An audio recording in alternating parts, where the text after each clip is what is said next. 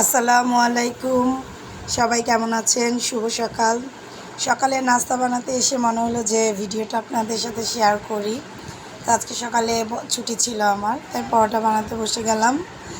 তো আমি কিভাবে পরোটা বানাই সেটা দেখানোর জন্যই আসা। আসলে আমার পরোটাটা যে খেয়েছে সবাই খুব প্রশংসা করেছে, তাই শেয়ার করতে আসা। হোটেল স্টাইলে অনেকটা পরোটা করা, এই যে রুটির মতো করে বানিয়ে মাঝখানে তেল দিয়ে কিছুটা আটার গুঁড়া দিয়ে সেটাকে আবার সাইড দিয়ে কেটে গোল গোল গোল শেপে নিয়ে আসলাম। এই হয়ে গেল আমার কমপ্লিট পরোটা।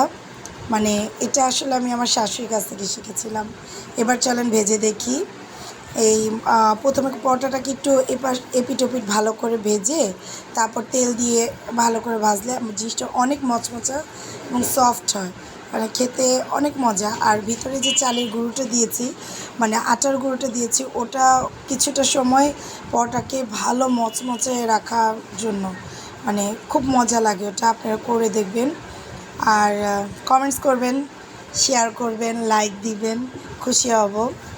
এই পরোটার সাথে যদি একটু ঝাল ঝাল মুরগি মাংস হয় সেটা তো অনেক ইয়াম্মি। তো এটাই ছিল আমার সকালের নাস্তা। সাথে আরেকটা জিনিস আছে, সেটা হচ্ছে এই ইয়াম্মি চা, কফি মিক্সড করা চা। আসলে আমরা দেখে বোঝাতে পারবো না। ওকে, আল্লাহ হাফেজ।